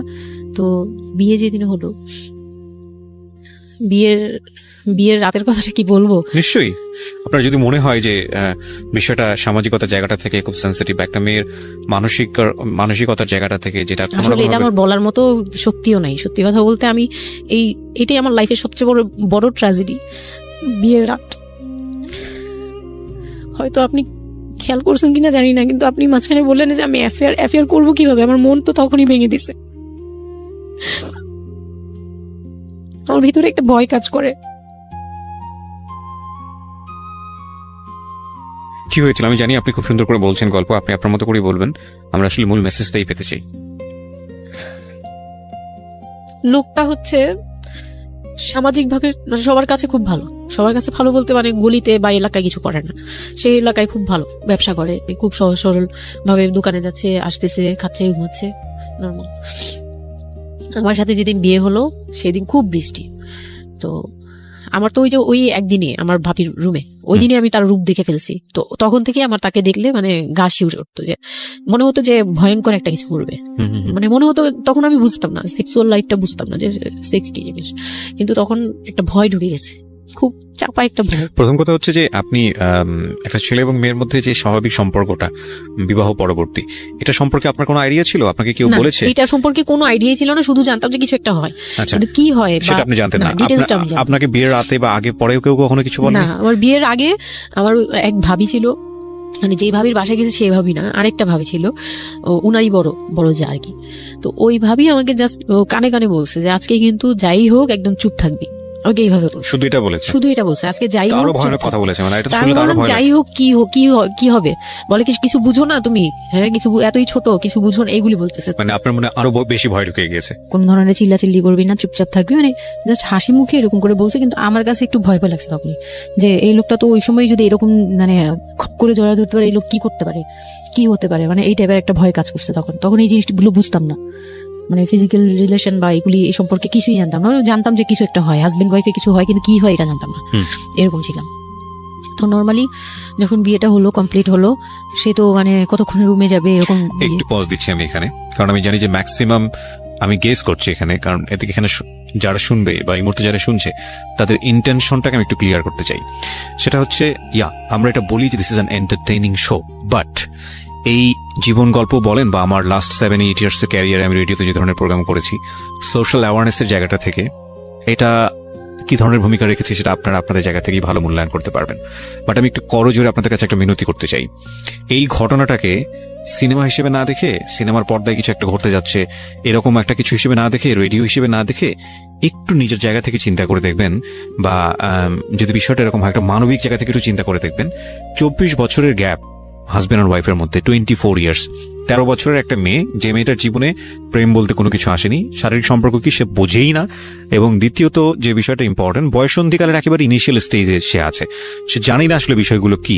আর 37 বছর মানে হচ্ছে আমাদের পার্সপেক্টিভ থেকে, আমাদের সামাজিকতার জায়গা থেকে একটা ছেলে যখন একদম এই সমস্ত স্টেজ, প্রেম বলেন, শারীরিক সম্পর্ক বলেন, বা অন্যান্য যে বিষয়গুলো আছে সেগুলো বলেন, সেগুলো অতিক্রম করে মোটামুটি বৈষয়িক হয়ে গেছে। বৈষয়িক বলতে আমি যেটা বোঝাচ্ছি, এই জীবনে এসে দায়িত্ব ছাড়া অন্য কোনো কিছু থাকে না 37 কিংবা 40 বছরের পর থেকে, এরকম একটা স্টেজে আছে। তার মানে ওদের মধ্যে মেন্টাল ম্যাচিং এর কত বড় একটা গ্যাপ। সেই জায়গাটা থেকে ছেলেটা যদি মেয়েটাকে বুঝতে না চেষ্টা করে, বিশেষ করে ছেলের দায়িত্ব, কারণ যেহেতু সে সিনিয়র, যদি বুঝতে না চেষ্টা করে, তাহলে এটা কতটা অমানবিক এবং কতটা পাশবিক, কতটা ভয়ঙ্কর হতে পারে মেয়েটার জায়গাটা থেকে, এটা একটু চিন্তা করবেন। সো বিশেষ করে যারা বাসরাত বিষয়টাকে মাথায় রাখছেন, তাদেরকে আমি বলবো প্লিজ থিঙ্ক লাইক দিস। হ্যাঁ, এখানে একটু মানবিক হওয়া প্রয়োজন। এখানে যদি আমরা শুধু এন্টারটেনমেন্ট হিসেবে বিষয়টাকে নেই, তাহলে আমি আসলে যে কারণে এই বিষয়টা আনতে চাচ্ছি সেই মেসেজটা ক্লিয়ার হবে না। Okay, so please feel the story actually. তারপর বিয়ের দিন যেটা আর কি, রাতের বেলা সবাই আমাকে নিয়ে আসলো বাড়িতে, মানে ওনাদের বাসায়। তো ওই বাসায় হচ্ছে একটা রুম, মানে প্রথম হচ্ছে বাসায় ঢুকেই কোনো বারান্দা টারান্দা কিছু নেই, শুধু রুম আর সিঁড়ি, সিঁড়ি ঘর। মানে পুরান ঢাকার বাসাগুলো একটু বেশি হয়তো, খুব ছোট ছোট হয়তো, টাইপের হয়। আমি একসময় জিএসআরসিতে কাজ করতাম, আমার ফার্স্ট জব ছিল ওটা, আমি সার্ভে করেছিলাম পুরান ঢাকায়। সেটাই আমার প্রথম পুরান ঢাকায় যাওয়া, এবং আমার কাছে মনে হয়েছিল যে আমি কোথায় এসেছি। অনেক হিঞ্চি ভাইয়া, এখন পুরান ঢাকা নিয়ে অনেকেই অনেক কিছু বলেন, কারণ ঢাকায় যারা, তাদের কাছে পুরান ঢাকাটা একটা নস্টালজিক জায়গা। আমি তো আর ঢাকায় বড় হইনি, সো আমার কাছে ঢাকা, আমি যখন ঢাকায় প্রথম পাড়া দিয়ে যখন পাবলিক বাসে উঠেছিলাম, তখন আমার কাছে মনে হচ্ছে আল্লাহ আমি কোথায় আসলাম, এই জায়গায় আমি কেন আসলাম। তো নর্মালি হচ্ছে ঢাকা এরকম। তারপরে যখন পুরান ঢাকায় গেলাম, পুরান ঢাকার সাথে আমার ওই ধরনের অ্যাটাচমেন্ট কখনোই ছিল না, অনেক বেশি, অনেক ঘিঞ্চি। আমার মনে আছে চকবাজারের যেই চকবাজার নামে একটা যে জায়গা আছে, ওখানে চুরি পড়তে কি যেন একটা আছে না, যে মেয়েদের কসমেটিক্স বিক্রি করে, ম্যাক্সিমাম হচ্ছে নকল, আমি জানি না এখন কি রকম আছে। তো আমি জীবনে কোনোদিন দেখি নাই যে একটা মানুষ আরেকটা মানুষকে গলি দিয়ে ক্রস করতে পারে। এবং ইন্টারেস্টিং বিষয় হচ্ছে, এখানে তো মেয়েরা ঢোকেই না, এবং ওর ঢোকার পরে উপরে ছাদ, মানে এমন ভাবে বিল্ডিংটা, অনেকগুলো বিল্ডিং মিলে ওই ওখানে ধাক্কা লাগবে, মানে এরকম একটা অবস্থা যে একজন আরেকজনকে ক্রস করতে খুব ভয়ানক, মানে ভয়ানক অবস্থা। আমি সার্ভে করেছিলাম, যেহেতু আমি বিল্ডিং গুলো সার্ভে করতাম, মানে অনেক, আমি একটা ইউনিভার্সিটিতে অনার্স দিয়ে, না অনার্সের 3rd ইয়ার বা 2nd ইয়ার থাকা অবস্থার ঘটনা এটা, আমি সার্ভে করেছিলাম বিল্ডিং গুলো। তো সেই সময় ওই সময়টাতে আমার একটু জানা হয়েছে আর কি। তো আসলে ভয়ানক রকমের কিনছি। হ্যাঁ, তো বলুন যেটা বলছিলেন। তো যেটা বলছিলাম যে ওই রাতে ওই একটা রুম, এরকম রুমের উপরে রুম, তার উপরে রুম, মানে সিঁড়ি রুম এরকম। আর প্রথম যে রুমটা, মানে নিচতলায় যে রুমটা ছিল, সেই নিচতলা রুমের সিঁড়ির নিচে ছিল চুলা আর বাথরুম, সিঁড়ি কর্নারে। ওকে, মানে এটা হচ্ছে ওদের নিজের বেলা। ওকে, এইটুকুই ছিল। মানে 3টা রুম, মানে হচ্ছে হলো এক ধরনের বিল্ডিং, একটা বিল্ডিং, একতলা, দুতলা, তিনতলা এরকম বিল্ডিং, বা 3টা রুম। হ্যাঁ 3 তলা বিল্ডিং, কিন্তু সিঁড়ি আর রুম, সিঁড়ি আর রুম। কত অল্প জায়গার মধ্যে এই জিনিসটা ম্যানেজ করেছে। হ্যাঁ, আমি পরে শুনেছি যে এটা আধা কাঠারও নিচে, আধা কাঠারও নিচে, ওই 1 শতক বা হাফ শতক জমি যেটাকে বলে। হ্যাঁ হ্যাঁ, শুধু একটা রুম আর সিঁড়ি, এইটুকু। তো ওইটুকুর মধ্যেই মানে বাড়িটা। তো ওই বাড়িতে আমার খালার বাড়ি ছিল, আমি তো প্রায় যেতাম, বেড়াতে যেতাম ছোটবেলায়। তো আমাকে নিয়ে গেল, আর 3 তলার রুমে সবচেয়ে পরের রুম যেটা, ওটাতে আবার আমার মানে মেজো দেবর সম্পর্কে ছিল। সে আমাদেরও মানে আমার বিয়ের 12 বছর আগে বিয়ে করে ফেলছে। সে লাভ ম্যারেজ করছে, মানে উপযুক্ত বয়সে বিয়ে করছে। আর আমার হাজবেন্ড আবার ছিল যে উনি আবার খুব লেটে বিয়ে করছে, মানে ফ্যামিলির দায়িত্ব পালন করে সবকিছু শেষ করে তারপর বিয়ে। 37 আসলে খুব লেট না, কিন্তু 37 এর জায়গা থেকে 13 বিয়ে করাটা খুব অবিবাহিত। আমার জন্য তো সে অনেক বড়। যাই হোক, তারপর ওই দেবরের যখন বিয়ের 12 বছর হয়ে গেছে তখন উনি বিয়ে করছে। আর তো ওই ভাইয়া, মেজো ভাইয়া যে ছিলেন, তো মেজো ভাইয়ার রুমটা ছিল 3 তলায়। আমি ওখানেই আমার বাসর ঘরটা করা হয়েছিল আর কি। তো ফুল টুল তেমন ভালো আনা হয়নি, সে খুব রাগারাগি করছে। ছোট ভাই যারা ছিল এলাকার ছোট ভাইটাই, ওদের সাথে খুব রাগারাগি করছে আমার হাজবেন্ড যে ছিলেন। তো এটা কোনো ঘর সাজানো হলো এই সেই বলে চলে বলতেছে, এখন তোমরা বের হও, অনেক হয়েছে, এখন তোমরা যাও। মানে খুব রাগারাগি করতেছে। তো আমি রাগ দেখে আরো ভয় পেয়ে গেছি প্রথম রাত। তারপর আবার আমি মানে এই অবস্থায় আসছি, বউ হয়ে আসছি, আমার শরীরে ভারী গহনা, শাড়ি টাড়ি, মানে আমি এগুলোর ওজন নিতে পারছি না। 4-5 ঘন্টা হয়ে গেছে আমাকে এগুলো পরায় রাখা হয়েছে, ভারী মেকআপ দেওয়া হয়েছে, আমি এগুলো কখনো ইউজ করিনি ফার্স্ট লাইফে। মানে আমি দেবীর মতো সেজে বসে আছি, এরকম একটা ইয়ে। তো খুব ভয় ভয়েও কাজ করছে, নার্ভাসনেস। তারপর এখন কি হবে, সবাই বের হয়ে গেলে কি হবে, এটা একটা টেনশন। আর শুধু মানে কেমন কেমন জানি একটা ফিল, যেটা সাধারণত নর্মালি হওয়া উচিত একটা ছেলে এবং একটা মেয়ের জায়গাটা থেকে। এটা হচ্ছে জীবনের সবচেয়ে সুন্দরতম মুহূর্তের একটা, রাইট? আমরা সেটাই চিন্তা করি না। একটা মেয়ের জীবনে স্বপ্ন থাকে তার একটা বাসর রাত কিংবা ফুলসজ্জা রাত, আমরা যেটাই বলি সেটা নিয়ে। একটা ছেলের জীবনও নিশ্চয়ই থাকে, এবং সেটা চমৎকার হয়ে সারা জীবন স্মৃতি হয়ে থাকুক, এরকম কিছু একটা থাকে। এবং সেখানে বিষয়টা যদি এরকম হয় যে একটা মেয়ের জীবনে আতঙ্কের রাত এবং ভয়ানক রকম আতঙ্কের, সবচেয়ে বড় আতঙ্কের রাত ছিল ওটা, তাহলে আপনি চিন্তা করে দেখতে পারেন। এবং সেটাকে যারা আজকে রেডিও যারা শুনে, যারা এটাকে এন্টারটেনমেন্ট হিসেবে নিচ্ছেন, তাদের জায়গা থেকে আমি বলতে পারি যে এখানে নিজেরও কিন্তু একটা পরিচয়ের বিষয় আছে। হ্যাঁ, মানে নিজের পরিচয়টা নিজের কাছে কি দিচ্ছেন একটু চিন্তা করে দেখেন। ঘটনার ভেতরে ঢোকার চেষ্টা করুন, এই মেয়েটার মানবিক অনুভূতিটাকে জানার চেষ্টা করুন, অন্য কিছু নয় প্লিজ। কজ আমরা আমাদের সামাজিকতার জায়গাটা থেকে মেয়েদের এই বিষয়গুলোকে উইথড্র করে বা না ভেবে তাদেরকে কখনো কখনো সারা জীবনটা ধ্বংসের দিকে ঠেলে দিই। হয়তো মেয়েটার ক্ষেত্রে এরকমই কিছু হয়েছে, আমরা একটু সামনের দিকে আগাবো। জি, তারপর উনি আমাকে, আমি তখন শাড়ি টাড়ি পরা, গহনা পরা, তো খুব নর্মালি সবাই চলে গেল পরে খুব নর্মালি আমাকে বলতেছে যে ড্রেসটা চেঞ্জ করো, শাড়িটা চেঞ্জ করো, গহনা টহনা চেঞ্জ করো। তো আমি আমার লাগেজ থেকে একটা 3 পিস নিলাম। ওই 3 পিসটা নিয়ে ওয়াশরুমে চলে গেলাম। ওয়াশরুম বলতে ওই যে উপরের রুমেই একটা ওয়াশরুম আছে, আর নিচের রুমে, মানে উপরের রুমে তার সিঁড়ি ঘর নাই, সিঁড়ি ঘরটাতেই একটা ওয়াশরুম ছিল, ছোট্ট একটা টয়লেট ছিল। ওইটাতে গিয়ে আমি চেঞ্জ করলাম খুব কষ্টে, চেঞ্জ করে তারপর মুখের মেকআপ টেকআপ এগুলো ওয়াশ করে আসলাম। তারপর আসার পরে উনি বলতেছে উজু করে আসো। হ্যাঁ, তো আমি উজু করলাম, উনি উজু করছে করে, মানে প্রথম রাতে নাকি নামাজ পড়তে হয় সবাই বলে দিছে, তো ওই নামাজ পড়লো আমাকে নিয়ে। নামাজ পড়ার পরে বেডে গেলাম, মানে আমি বিছানায় যে বসলাম, খুব ভয়ে ভয়ে আছি যে কি বলবে কি করবে জানি না। তো উনি আমার পাশে এসে বসে আমাকে ফার্স্ট কথা যেটা বললো, মানে এইটাই ফার্স্ট কথা ছিল যে আমি তো ওই ফ্যামিলির বড় ছেলে, আর তুমি তো আমাদের ফ্যামিলির সবাইকে চিনো জানো, তোমার তো চেনা জানার দরকার নেই। আর আমার তখন ওনার মা মারা গেছে 3-4 বছর, মানে 3 বছর হবে এরকম, 3 থেকে 4 বছর এরকম হবে। বলে আমার মা মারা যাওয়ার পরে আমি এখন সংসার দেখি, আমার হয়ে আমার মার জায়গাতে এখন তুমি। এটা শোনার পর আমার কাছে মনে হলো আজ তো একটা বাড়ি আমার মাথার উপর পড়লো। এটা আমি যেখানে নিজের মানে এটা একটা বিষয়, ওই কথাটা কিন্তু খুব সুন্দর বলেছে। মানে ওর 37 ইয়ার্স এর জায়গাটা থেকে এটা খুব সুন্দর একটা কথা, কিন্তু কথা হচ্ছে 13 বছরের একটা মেয়ে কেন এটা বুঝতে যাবে? ওকে তো এটাই বুঝেছে যে এই 3 তলা একটা বাড়ি, 3 রুমের একটা বাড়ি ওর মাথার উপরে দিয়ে দেওয়া হলো। দেখুন, এই জিনিসটাই আমি আপনাদেরকে বোঝানোর চেষ্টা করছি যে আসলে সবকিছুর একটা বয়স থাকে। হ্যাঁ, এবং ছেলেটার জায়গা থেকে কিন্তু খুব সুন্দর নামাজ পড়েছে, বসছে, এখন পর্যন্ত আমাদের কাছে ভালোই লাগছে শুনতে। কিন্তু এটা আসলে কেউ বুঝতে চাইবে? 13 বছরের মেয়েটাকে এই জিনিসটা বুঝতে চাইবে? এইটা বোঝাটা জরুরি ছিল। হ্যাঁ, তারপর উনি যেটা বলছে যে আমার ভাই বোন আছে, সবাই আমার ছোট, কিন্তু আমার তো প্রায় 10-12 বছরের বড়। ওনার যে 10-12 বছরের ছোট, সে আমার 12-13 বছরের বড়। মানে তাকে আমি ছোটবেলা থেকে এইভাবে দেখে অভ্যস্ত। তো এইগুলো চিন্তা ভাবনা মানে ওই সময় তো আর এত কিছু কিন্তু উনার ছোট ভাই বোন এগুলা মানে উনার কাছে তো এগুলো বাচ্চা এখনো, আর আমার কাছে তারা অনেক বড়, আমি তাদেরকে কি টেক কেয়ার করবো, তারা আমাকে করবে, মানে আমার এরকম একটা বিষয়টা তাই। হ্যাঁ, তো আমি চুপ হয়ে শুধু শুনছিলাম, ও আচ্ছা, মানে আমি কিছু বলার মতো ভাষাও পাচ্ছি না, বা আমি কি বলবো, আমার এখানে ডায়লগই কি ছিল, মানে আমি এরকম মনে হচ্ছে যে কেউ আমাকে একটা স্ক্রিপ্ট ধরাই দিত, আমি একটু দেখে আমাকে কেউ কিছু বললেও না, এই লোক কি বলতেছে। তো যাই হোক, এই কথাটার পরে মানে যখন উনি এটা বললো, বলার পরে বলতেছে যে তুমি, আমাদের একটা মানে রুলস আছে, বিয়ের পরে নাকি বাসর ঘরে নাকি কিছু দেয়, হাজবেন্ড ওয়াইফকে কিছু দেয়, তারপর নাকি টাচ করে, এরকম কিছু একটা। তো আমাকে বলতেছে যে তোমার কি আমার উপর কোনো দাবি আছে, মানে এইগুলো আমি জানতাম না, এগুলো আমি অনেক পরে গিয়ে শুনছি, এগুলো অনেক পরে গিয়ে জানছি যে এই সময় নাকি কিছু চাইতে হয়, মানে এই সময় যা চাইবে তাই দিতে হবে, এরকম কিছু একটা। তো এটাও আমাকে কেউ বলে দেয়নি, আমি এই সময় একটা লসে পড়ে গেলাম না, এরকম মনে হচ্ছে এখন আর কি, তখন আমাকে এটা কেউ বলে নাই। বাই দ্য ওয়ে, আমরা যার গল্প আজকে এখানে শুনছি উনি হচ্ছেন শামীমা। ওনাকে যদি আপনারা দেখতে চান, আমাদের যিনি আজকে গেস্ট, আমরা একটা ছবি দিয়ে দিয়েছি। তো আমি বললাম যে না, আমি জানতাম না দাবি জিনিসটা কি। তো না বলার পরেই সে তো মানে আমার কাছে খুবই মানে এই কথাগুলো বলতে আমি বলতে পারবো না। ঠিক আছে, বলা দরকার নেই, আমরা সিচুয়েশনটা বুঝতে পারছি যে ওইটা আমার ফার্স্ট নাইট ছিল, আর আমি ওগুলা মানে ওই ফিজিক্যাল ব্যাপারগুলো আমি বুঝতাম না, ওই সময়টাতে বোঝার কথাও না, বুঝতামও না, একদমই বুঝতাম না যে এই হয়। তো যখন উনি শুরু করলো, শুরু থেকে শেষ পর্যন্ত মানে খুব অল্প সময়ের মধ্যে খুব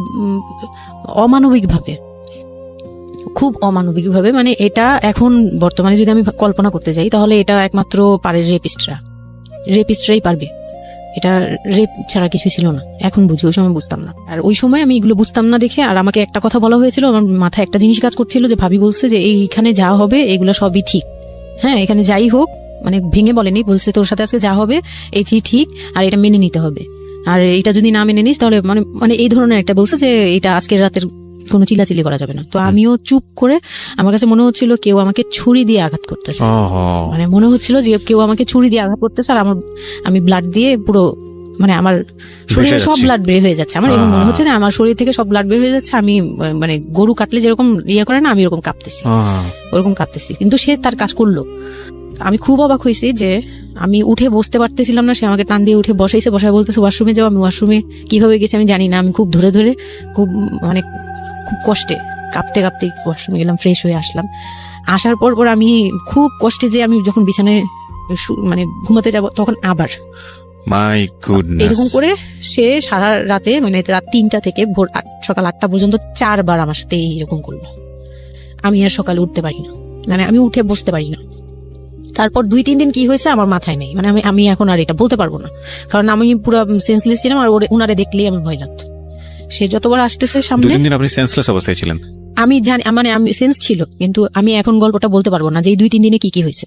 আচ্ছা আচ্ছা। এই 2-3 দিন আমার বৌভাত হয়েছে, আমাকে পার্লারে নিয়ে যাওয়া হয়েছে, কিন্তু আমি নিস্তব্ধ, আর তখন আমার মানে শারীরিক কন্ডিশন খুব খারাপ, কিন্তু সবাই বুঝতেছিল, কিন্তু কেউ বুঝতে দিচ্ছিল না আমাকে। মানে এভরিবডি অ্যাভয়েড দিস, মানে সবাই জিনিসটাকে অ্যাভয়েড করছে, তারা পার্টিটাকে এনজয় করছে। এটা শুধু আপনার ফ্যামিলির সমস্যা না, এটা আমাদের পুরো সমাজেরই সমস্যা, এটা সমাজটাই অ্যাভয়েড করে। এবং আমার মনে আছে, I face huge difficulty for the first time যখন আমি রেডিওতে এই ধরনের একটা, আমি নট আজকেই না প্রথম, আমি এটা আগে বিষয়গুলো খুব চ্যালেঞ্জ জায়গা থেকে আমি প্রচার করার চেষ্টা করেছিলাম। অ্যান্ড আই ফেস, এগুলো হয়তো আমার লিসনাররা কখনোই জানে না, আই ফেস হিউজ ডিফিকাল্টিস।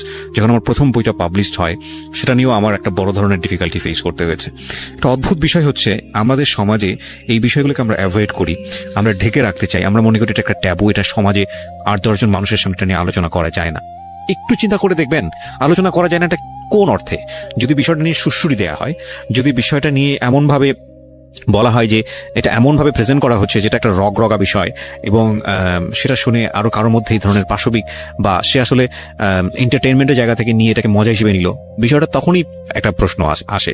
কিন্তু যদি বিষয়টা লেসনের জায়গা থেকে আসে, একটা সামাজিক শিক্ষার জায়গা থেকে আসে, যে একটা পুরুষ, সে 37 বছর বয়স, সেটা আমিও হতে পারি, আপনিও হতে পারি, বা যে ছেলেটা ওনার জীবনে এসছে সে তো হয়েছেই, যে তারা যেন কখনো এরকম অমানবিক না হয়। এবং নট অনলি দিস, একটা মেয়ে যখন 13 বছরে থাকে, তাকে পরিবারের এত বড় সাপোর্টের জায়গা থেকে বাবা এত ভালোবাসতো, তার জায়গাটা থেকেও কোন একটা সাময়িক সমস্যা সমাধান করবার জন্য বা যাই হোক না কেন শেষ পর্যন্ত যে রাজি হয়েছে, এরকম এক ধরনের এটা তো জবাই করা আমি বলবো, যে একটা মেয়েকে শুধু শারীরিকভাবে হয়তো সে যে প্রবলেমটা ফেস করেছে ওই রাতে সেটা হয়তো সে ধীরে ধীরে রিকভার করবে, কিন্তু সারা জীবনের জন্য সে যে মেন্টালি ওই জিনিসটাকে ভয়ানক রকম ভাবে একটা বাজে জায়গায় বাজেভাবে চিন্তা করা শুরু করলো মানুষের জৈবিক চাহিদার জায়গাটাতে, এটা তো একটা মানুষের থিঙ্কিংটাকে জবাই করে দেয়া, তাই না? এবং এইটা কত ভয়ানক রকমের অপরাধ, কত ভয়ানক রকমের ভুল। এবং আমাদের এই জায়গাটাতে আমাদের অনেক বেশি পরিমাণে বড় যারা আছি, সিনিয়র যারা আছি, তাদের বোঝা উচিত। প্রথম কথা হচ্ছে লিগেলি যদি আমি বলি তাহলে বিয়েটা বৈধ ছিল না, কারণ সরকার কিন্তু আমরা যতদূর জানি যে 18 নিচে বিয়ে দেওয়াকে পারমিট করে না। দ্বিতীয় কথা হচ্ছে যে মানসিকভাবে সে পরিপক্ক ছিল না। তৃতীয় কথা হচ্ছে যে যদিও বা বিয়েটা হলো তাহলে তাকে যে একটি প্রপার এডুকেশন দেয়া, যে এই বিষয়টা হচ্ছে এরকম, প্রপারভাবে বড় করা, প্রপারভাবে নার্সার করা, সেটার মারাত্মক রকমের অভাব ছিল। ঘটনা এখানে শেষ হয়ে যায় নাই, ঘটনা কিন্তু এখানে শুরু হলো। কারণ বাংলাদেশের অনেক মেয়ের জীবনে এরকম দুর্ধর্ষ রাত আসে এবং এই রাতগুলো সারাটা জীবনের জন্য তাকে বেদনার স্মৃতি, তাকে সারাটা জীবনের জন্য একটা ভয়ঙ্কর রকমের মোমেন্টের মধ্যে দিয়ে নিয়ে যায়। আমরা এগুলো নিয়ে কথা বলতে পছন্দ করি না, আমরা এগুলো নিয়ে কথা বলি না, আমরা এগুলোকে নিয়ে কথা বলাটা একটা সামাজিক জায়গা থেকে ট্যাবু মনে করি। এই ট্যাবুর ধাক্কায় কত কত মেয়ের জীবন, কত কত মানুষের জীবন, কত কত সংসার জীবন নরকে পরিণত হয়েছে, সে খবর অনেকেই আমরা রাখি না, রাখার প্রয়োজন মনে করি না। But this is a very important issue, that's why I am discussing on this. Okay, বলুন আপনি। তারপর যেটা হচ্ছিল যে মানে ওই রাতের পর থেকে মানে ওই লোকটাকে আমার শুধুই দায়িত্ব মনে হয়েছে। মানে আমার কাছে মনে হতো যে এটা আমার দায়িত্ব, যে উনার বাসায় আমার থাকতে হবে, আর উনার সাথে থাকলে আমার এরকম করতে হবে। You feel like this, right? আপনি এই ঘটনা ঘটার পরে কি আপনি কারোর সাথে ডিসকাস করার সুযোগ পাননি যে না, আমি এরকম ক্লোজ কেউ ছিল না যে আপনার সাথে এরকম একটা বাজে ঘটনা ঘটছে বা আপনি এটাকে রিকভার করতে পারছেন না মেন্টালি, বা আপনার সাথে যার বিয়ে হলো তাকেও বলতে পারছেন না যে আমার এইসব জিনিসগুলো? না, আমি উনাকে ভালোভাবে নিতেই পারছিলাম না। সোজা কথা, আমি উনার সাথে কোনো কিছু ডিসকাস করতাম না, বা অনেক পরে গিয়ে যখন ডিসকাস করেছি তখন উনি আমাকে উল্টাপাল্টা বুঝ দিয়েছে। মানে পরের সময়টাতে, হ্যাঁ, ওটা হ্যাপেন্স রেগুলারলি না, র্যান্ডমলি জিনিসগুলো হয়ে যাচ্ছিল আপনার সাথে? হ্যাঁ, প্রায় মাস থেকে 2-3 মাস এরকম হলো। তারপর মানে এটা আমি বলি যে প্রথম তো 4-5 দিন তো রেগুলার হলো। তারপর আমার ব্লিডিং অফ হচ্ছিল না, আমার কন্টিনিউ হচ্ছিল ব্লিডিং। তো এক সময় যে ব্লিডিং এর মধ্যেও তিনি অনেক বাজে ইয়ে করেছে। তো ওর পরে আমি বাসায় যেতে চাইলে বাসায় যেতে দিত না, এভাবে ইয়ে করে ফেললো। আর ফ্যামিলিগত যে ব্যাপারটা ছিল, যে আমার ফ্যামিলি তো তখন, আমার আব্বু তো তখন একদম মানে ফিনান্সিয়ালি খুব উইক ছিল। তো বিয়ের পরে কিছু ফর্মালিটি থাকে, পুরান ঢাকার কিছু রুলস আছে যে বিয়ের পরে মেয়েদের প্রতি সপ্তাহে সপ্তাহে দেখতে যাওয়া, এটা সেটা পাঠানো, প্রতি সিজনে সিজনে এটা করা, এগুলো ব্যাপারে কেউ কনসার্ন ছিল না। মানে তখন মানে আমার ফ্যামিলির কেউ এরকম অ্যাক্টিভ ছিল না, মানে ছিল কিন্তু কেউ কেয়ার করে। তারপর হচ্ছে এরকম করে আমার সময়গুলো কাটতে লাগলো। তো সবচেয়ে বড় কথা হচ্ছে আমার যে হাজবেন্ড ছিল রিপন, উনি আমার বাবার দোকানে কাজ করতো একটা সময়। ওইটা হচ্ছে প্রায় আরো মানে আমার জন্মের সময় বা আমার জন্মেরও আগে। হ্যাঁ, তখন নতুন নতুন আর কি কাজ শেখার জন্য আমার আব্বুর দোকানে ঢুকছে এরকম। তো আমার আব্বু তাকে ক্যাশ বুঝিয়ে দিয়েছিলেন নাকি, তখন নাকি ক্যাশ দিত। তো আমি একটু যখন 2-3 বছরের, তখন উনি দোকান থেকে বের হয়ে নিজে ব্যবসা দিয়েছে, ওখান থেকে তিনি ইমপ্রুভ করছে। তো ওখান থেকে শুরু। আর আমাকে যখন বিয়ে দিছে, মানে আমার যখন বিয়ে হয়েছে, তো ওই রিপন যিনি, ওনার উদ্দেশ্য ছিল যে আমি আমার নানু বাড়ির অংশ পাবো, সম্পদ। আমার নানু বাড়ি খুব বিশাল, মানে বললামই তো যে খুব বিরাট একটা অংশ। আর ওনাদের যে অংশটা ছিল সেটা অনেক আগেই নেওয়া হয়ে গেছে। মানে ওনার দাদা বাড়ি যেটাতে ওনারা ছিল 3 রুম, ওই যে ছোট ছোট 3টা রুম উপরে, ওই বিল্ডিংটা তোলার পরে আমার মামা ওই অংশটা কেটে রাখছে, মানে আমার মামা রেখে দিয়েছে। আর আমাদের যে অংশটা ছিল তার লোভটা ছিল যে ওই বাড়িতে আমি একটা রুম হলো পাবো। হ্যাঁ, তো আমার আম্মু তো আর ওটা নেয়নি। তো আমার হাজবেন্ডের ইয়েটা ছিল, টার্গেটটা ছিল যে ওই বাসায় একটা রুম হলেও পাবে। আর পুরান ঢাকায় একটা রুম মানে অনেক কিছু, মানে ওখানে তো প্রায় 1 কোটি টাকা দাম কাঠা। তো একটা রুম মানে 1 কাঠা না হোক, আধা কাঠা হোক, 50 লাখ টাকা হোক আমার আসবে, এরকম একটা টার্গেট ছিল তার। তো আর বিয়ের সময় তো অনেক কিছু নিয়ে, মানে গহনা টহনা নিয়ে, ফার্নিচার নিয়ে নানান কথা তো শুনতে হয়েছে, ওগুলাও ফেস করছি। মানে খুব পেইনফুল ছিল ওগুলা, কারণ আমি তখন এত কিছু বুঝি না। আমি তখন মাত্র মানে জামা কাপড় বানাই, ঘুরি ফিরি, খাই দেই, ব্যাস ওই পর্যন্তই। আমি কারো জিনিস নিয়েও মাথা ঘামাই না। ওখানে আমার উপরে প্রেশার আসছে যে আমার ফার্নিচার এমন কেন, আমার গহনা এমন কেন, তুমি বাসায় বলো না কেন, তোমার খাট এখনো আসতেছে না কেন। আমার বিয়ের পর খুব বৃষ্টি ছিল, তখন মানে আমার ফার্নিচার, আমার চাচা ছিল ফার্নিচারের, ওনার বিজনেস, তো আমার চাচার ফ্যাক্টরি থেকেই সবগুলো ফার্নিচার আসবে। তো ওনারা বলতেছে যে জাস্ট একটা কারণেই লেট হচ্ছে, রোদ পাচ্ছি না, রোদ পেলে তারপর কাঠগুলো শুকাবে, তারপরে হ্যাঁ মানে জয়েন্ট দিলেই এখন এটা ফেটে ফেটে যাবে, এখন জয়েন্ট দিলে প্রবলেম হবে। এই জিনিসটা ওরা বুঝতেছে না, ওরা বলতেছে কেন দেরি করছে, নাকি ফাঁকি দিচ্ছে, নানান ধরনের কথা তৈরি করতেছে। আর এই দিক দিয়ে আমি পেইন খাচ্ছি, ওই দিকে এক পেইন, মানে রাতে গিয়ে এক পেইন, দিনের বেলা এই পেইন। মানে আমি পুরো মানসিকভাবে, মানে বলে না যে আমি হয়তো বা প্যারালাইজড এর মতো হয়ে গেছিলাম, আমার মানসিক ভাবটা জাস্ট শুনি আর শুনি, কিছু বলতে পারছি না এরকম। আর বাসায় গিয়ে কোনো কিছু বলি না, কারণ আব্বু অসুস্থ, আব্বু মেন্টালি অনেক। আব্বু যখনই জিজ্ঞেস করে আম্মু তুমি ভালো আছো তো, আমি খালি হাসি দিয়ে বলছি হ্যাঁ। যতবার জিজ্ঞেস করতো তুমি খুশি আছো তো, আমি হ্যাঁ। আমি এই একটা কথাই বলছি, হ্যাঁ ভালো আছি। আসলে আমি ভালো ছিলাম না, কিন্তু বুঝতে দেইনি।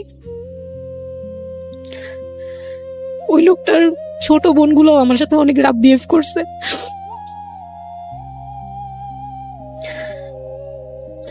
তো অনেক রুডলি আচরণ করেছে। আর উনার যে ছোট ভাইটা ছিল, মানে আমার যে মেজো ভাই যেটা আর কি, ওনার আগে যেটা বিয়ে করেছে, তো ওনার ওয়াইফ ছিল আমার অনেক বছরের বড়, কারণ তাদের বিয়ে হয়েছিল 12 বছর আগে। আমার বিয়ের 12 বছর আগে তার বিয়ে হয়েছিল। আমি যখন বাড়িতে বেড়াতে আসতাম তখন মানে ভাবি রাতে খাওয়া দাওয়া এরকম, আমি ভাবি বলেই ডাকতাম, কিন্তু সম্পর্কে আমি বড় চা। কিন্তু উনার প্রায় উনাকে আমাকে একসাথে কোথাও দেখলে কেউ বলতো যে তোমার মেয়েটা, মানে এভাবে বলতো। তো ওই দিক থেকে উনার একটু, এটা জেলাসি বলবো না, এটা হয় আসলে, এটা নর্মাল একটা ব্যাপার। কারণ একটা উনি অনেক এজ হয়ে গেছিল, উনি নিজের জায়গা থেকে নিজেকে একটু দুর্বল মনে করতো।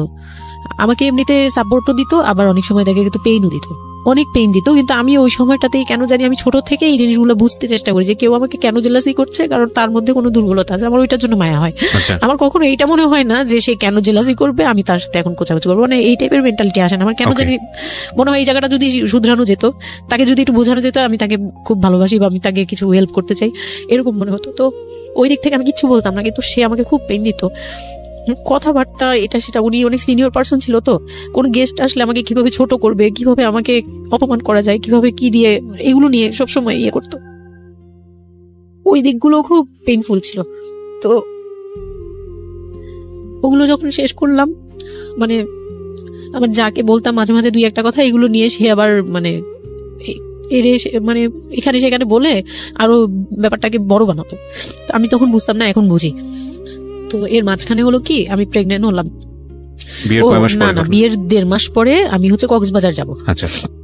আমার হাজবেন্ড বলতেছে যে ঈদ চলে আসছে, তুমি ঈদের মধ্যে কিছু না নিয়ে আসো, ঈদের পরে আমরা কক্সবাজার যাই, এখানে কোনো খরচ টরচ যাতে আমাদের না হয়, হ্যাঁ এই জন্য আমরা কিছু কিনবো না। আমি বলছি আচ্ছা ঠিক আছে।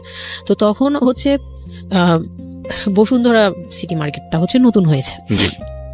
তো উনি বলতেছে আমরা বসুন্ধরা সিটিতে যাব শপিং এ, কিন্তু উনি যেটা বলতেছে যে আমার মানে বসুন্ধরা সিটিতে যাবে, কিন্তু আমাকে যে কিছু কিনে দিবে না এটা আমি জানতাম না।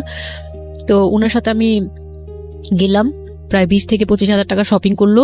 ওগুলা হচ্ছে সব ওনার বোন জামাই, বোনের বাচ্চা কাচ্চা, মানে ফ্যামিলির জন্য আর কি, ভাই বোন। আমিও পছন্দ করে করে কিনলাম সবার জন্যই যা যা লাগে। কেনাকাটার পরে আমি তো তখন ছোট মানুষ, তখন তো আমার 13-14 বছর বয়স।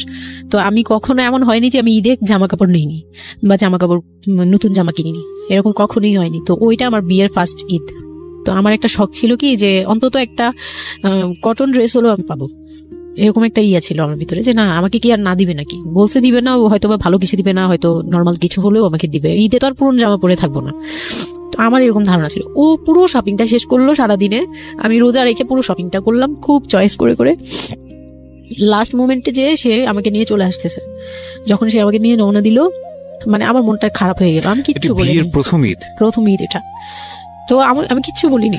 such a idiot, মানে nothing to say, মানে speechless totally। হ্যাঁ, পরে উনি কিছু কিনে দিল না আমাকে, তখন আমি না মনটা খারাপ হলো আমার, কারণ স্বাভাবিক এটা। আমার এখনকার বয়স হলে হয়তো হাইড করতে পারতাম, আমি এখনো পারি না, সত্যি কথা বলতে আমি কখনোই নিজেকে হাইড করতে পারিনি। এখন তো তখন তো আরো পারতাম না। তো উনি আমাকে করলো কি, যে আসার সময় বলতেছে যে একবারে নিচে, তখন বলতেছে তোমার কি মন খারাপ? আমি বলছি যে না, আমি তো কিছু নেই নাই, ঈদের দিন কি পরবো? তো বলতেছে তোমার তো অনেক ড্রেস নিয়ে আসছো, ওগুলা থেকেই পরো, ওগুলোই তো এখনো পুরোনো হয়নি, এখন দরকার কি আছে কেনার বলে তারপরে চুড়ি দেখলো, চুড়ি দেখে আমাকে 2 মুঠ চুড়ি কিনে দিল 200 টাকা। এই ছিল আমার ঈদের মানে ফার্স্ট অ্যান্ড লাস্ট, এইটাই ছিল আমার শপিং, আর কোনো কিচ্ছু কিনে দেয়নি সে আমাকে। তো বাসায় আসলাম, বাসায় আসার পরে তার ভাই বোনরা বলতেছে যে সবার জন্য কিনছেন, ওর জন্য কিছু নেন নাই। সে আমাকে মানে তার ফ্যামিলি থেকে আমাকে সেভ করবে কি, সে আমাকে বরঞ্চ বলতেছে যে ওরে কি কিনে দিব, ওর বাসা থেকে আমারে কি দিছে যে আমি ওকে কিনে দিব। তখন আমি বুঝলাম যে ও আচ্ছা সে কিনে দেয়নি, সে কিনে দেয়নি। হ্যাঁ, তো আমি আর বাসায় কিন্তু কিছু বলিনি বা বাসায় যাইও নাই। এর মধ্যে বাসা থেকে আসলে সামর্থ্য কি ছিল আপনার ফ্যামিলিকে মানে কিনে দেওয়া হয়েছিল কি ঈদের প্রথম জামাইকে কিছু কিনে দেওয়া বা এরকম কোনো কিছু? হ্যাঁ, এটা করেছিল চান রাতে একবারে লাস্টের দিকে শপিংটা হয়েছে তার আগে। তো সে এটা বলে ফেললো প্রায় 20 রোজার পরে এই ঘটনা আর কি। তো একবারে চাঁদ রাতের দিন আমার ভাই আর কি এটা পাঞ্জাবি গিফট করলো তাকে, আর সে আমাকে আর কিছুই দিল না। হ্যাঁ, সে ভাবতেছে যে আমি বুঝি বাসায় জানানোর পরে হ্যাঁ, তখন গিয়ে আরো খেপে গেল যে আমি নাকি বাসায় জানাইছি, তাকে ছোট করলাম এই জন্য। কিন্তু আসলে মানে সত্যি কথা বলতে যে আমি কিছুই বলি নাই, আমার মুখ দিয়ে তখন কথাই আসতো না, আমি ম্যানেজ কি করব, আমার তো কিছুই মাথায় থাকতো না তখন আমি তো পুরো মেন্টালি একটা ইয়েতে ছিলাম। তো আমার এমনও মনে হয়েছিল তখন মানে মাসখানিক যে সে আমাকে ওই ফিজিক্যাল টর্চার গুলো করতো, তখন আমার এমনও মনে হয়েছিল যে আমি এক কাজ করি, বের হয়ে কোথাও চলে যাই, মানে অজানার উদ্দেশ্যে কোথাও চলে যাই। যদি আব্বুর এই অবস্থা না থাকতো হয়তো আমি করতাম এটা। সত্যি কথা বলতে একমাত্র আব্বুর কথাটা যখন মনে আসছে, চোখে ভাসছে যে আমার আব্বু তো মরে যাবে, তখন গিয়ে আর এটা করতে পারিনি, নয়তো ঠিকই আমি বের হয়ে যেতাম। তো ঈদ আসলো, ঈদের পরের দিন কক্সবাজারের উদ্দেশ্যে রওনা দিল। আর তার একটা অভ্যাস ছিল যে মানে সে কিছু দিলে বা করলে বা আমার জন্য যদি সে 2 টাকাও খরচ করতো, এটা খুব হাইলাইট করতো, সবার সামনে তুলে ধরার জন্য চেষ্টা করতো। ওই কক্সবাজার যাবে, সে খুব মানে ঢোল পিটাচ্ছে যে আমাকে নিয়ে কক্সবাজার যাচ্ছে, কিন্তু শপিং করে দেয়নি, এটা আবার হাইক করতেছে। আচ্ছা, যাই হোক, ওই সব বলতে গেলে শপিং এর টাকা সেভ করে আমাকে কক্সবাজার নিয়ে যাচ্ছে। তো গেলাম কক্সবাজারে, সেখানে গিয়ে আরেক ধাক্কা খেলাম যে কক্সবাজার যাওয়ার পরে প্রথম রাত মোটামুটি ভালো ছিলাম, পরের দিন সকালে সে আমার সাথে মানে এমন ভাবে মানে ফিজিক্যাল রিলেশন করতে চেয়েছে যেটা সম্পর্কে আমি অবগত ছিলাম না, মানে আমি জানতাম না যে এরকম কিছু হয়। তো এক সময় সে আমার হাত পা জোরাজোরি করে ধরে, মানে প্রায় হাত পা বাঁধার মতো জোরাজোরি করে সে আমার সাথে ওই রকম কিছু করতে চায়। তখন আমার মানে আমি খুব বাধা দেওয়ার পরে বা চিল্লাচিল্লি করার পরে সে আমার গায়েও হাত তুলে 2-3টা চট থাপ্পড় দেয়।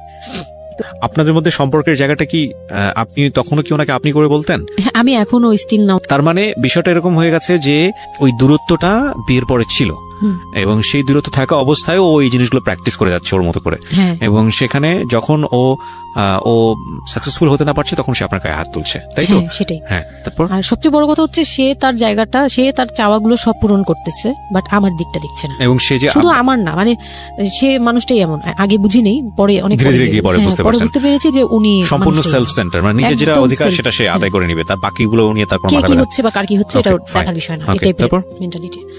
তো এইগুলো করার পরে আমার মানে খুব পেইন হলো, আমার খুব কষ্ট হলো যে আমি কবে ঢাকায় যাব, একটা পেইন। ওটা কি জীবনের প্রথম কক্সবাজার যাওয়া? হ্যাঁ, ওটা আমার লাইফে ফার্স্ট। চিন্তা করে দেখুন, এক ধরনের হানিমুনি বলা চলে ওদের জন্য। হানিমুনি করা হয়েছিল, কিন্তু ওটা আমার জন্য হানিমুন ছিল না, অন্য কিছু ছিল।